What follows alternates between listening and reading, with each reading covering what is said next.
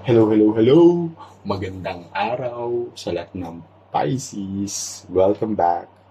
Sa mga bago, welcome to my channel. Ako nga pala si Mystico Moreno, or in short, Mismo. At dito sa aking channel, we will manifest love. Sa inyong Tagalog love reading ngayon na Mismo. Okay, so today will be a special love reading for Valentine's Day. So, tignan natin ano ba yung energy na masasagap ko for the Pisces collective. At habang binabasa ko ang cards na ito, yan, gusto kong magpasalamat sa lahat ng sumusuporta sa channel na to. And sa mga bago, sana supportahan nyo rin.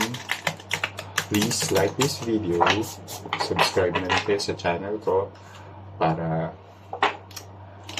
updated kayo sa mga susunod pang love reading, and hopefully mag-grow yung channel at mag-improve na rin yung setup ko. Yan. So maraming salamat. Comment na rin kayo sa baba kung mag-resonate. Please subscribe, show love. Okay. Also,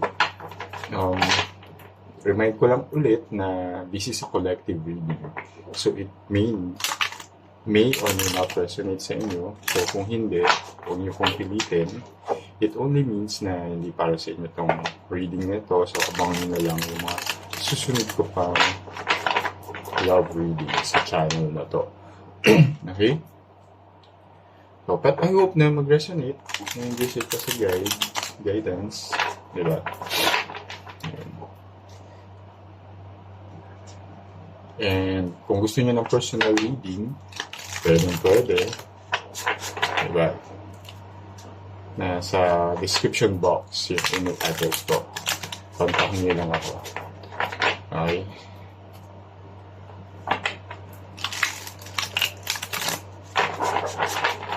Ayan.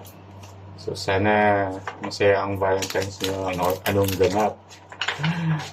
May ganap ba? Okay lang naman dun na wala. Sige.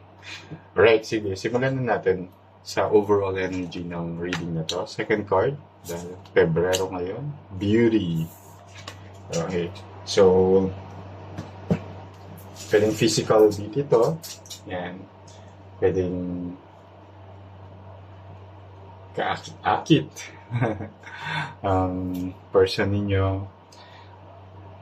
And beauty also, syempre, pwedeng the love itself, kaakit-akit ang pag-ibig na mararanasan nyo today. Saka, syempre, beauty is not just sa physical, diba? It's also inside.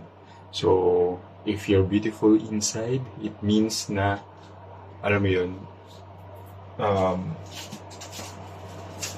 di ba pag sinabi mong beautiful inside out, di ba? Ibig sabihin, mabuti yung kalooban nung person. So, pwedeng yung person niyo is someone na really good. Okay? Pero tignan natin yung detalye. Okay?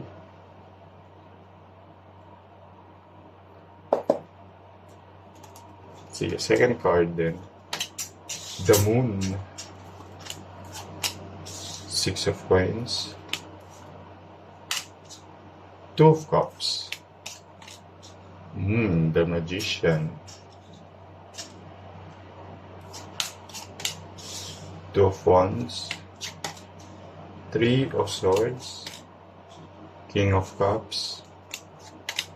And the Wheel of Fortune. Uy, napakaganda ng reading na to. Sige, consider Wheel of Fortune. Okay. Okay, so there's a strong energy of Gemini. Okay. Leo, Taurus, Aquarius, and Scorpio, okay, and Pisces din. So, pwede yun yung signs ng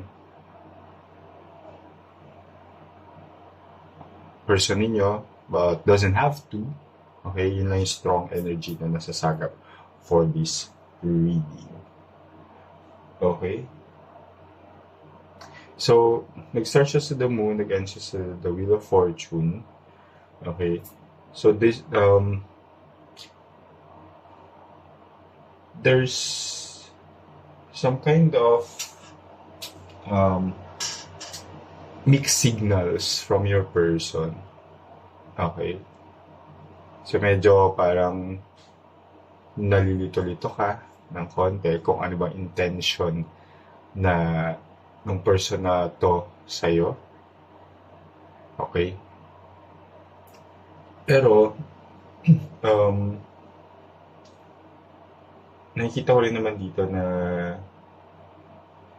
magkakaroon ng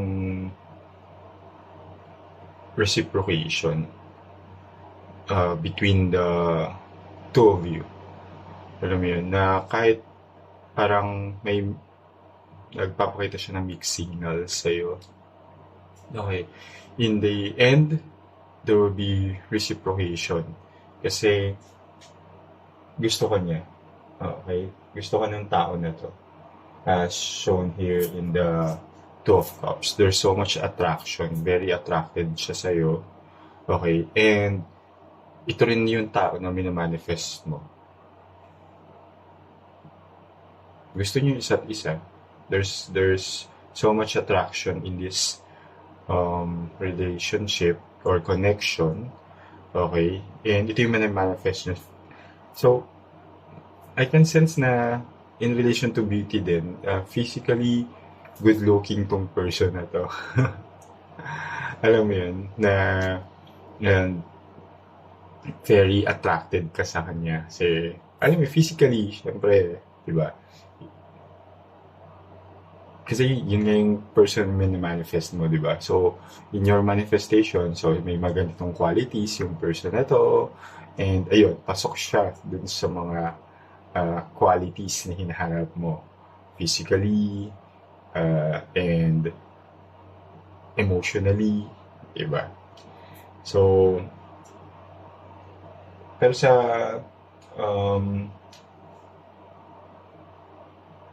Two of Wands, diba? You're wanting more. Parang may gusto ka pa sa relasyon na to. Kasi nga nagpapakita siya ng mixed signals, diba? So may hinahanap ka pa, may gusto ka pa sa relasyon na to. And I can sense naman na yung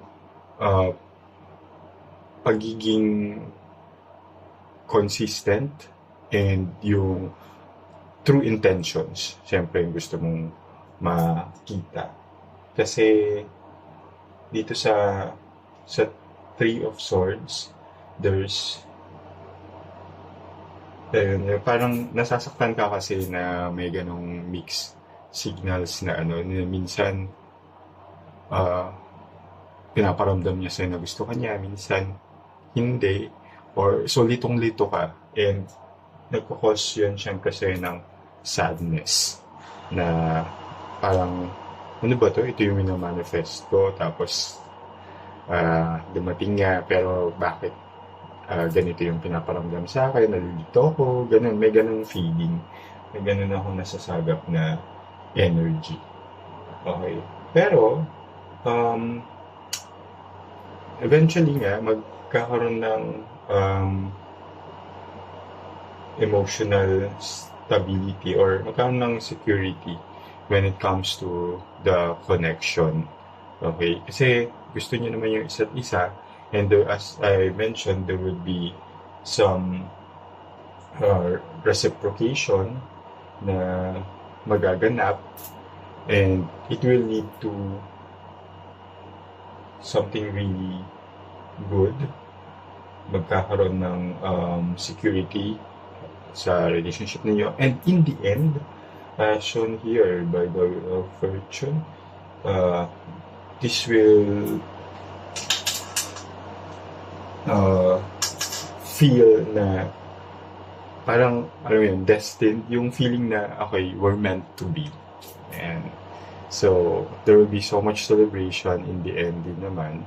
And that's the beauty of it. And, ayun, di ba? Na, nasabi ko lang yung the overall energy yung beauty. And that's the beauty of it, di ba, sa relation na parang nagkaroon ng growth or nagkaroon ng um, level up yung relationship ninyo from something na mixed signals, naging stable siya, and in the end, naging happy ever after. Okay? So, sige. Tignan natin ano ba yung nagkakos ng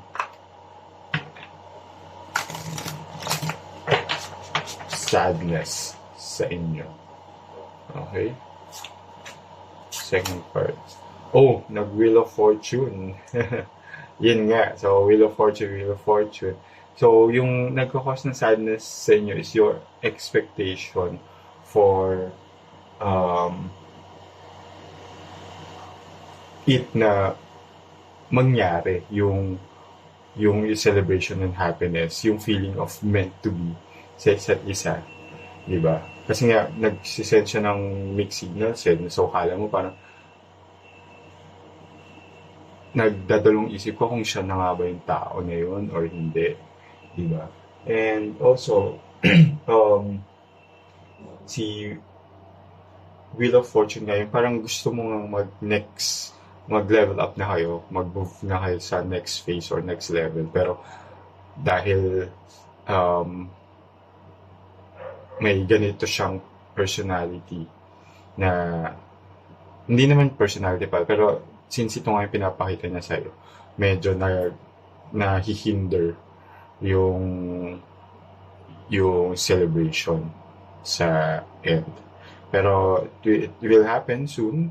Ito naman as shown here sa end ng ending, but the beginning is ayun, meron lang talagang parang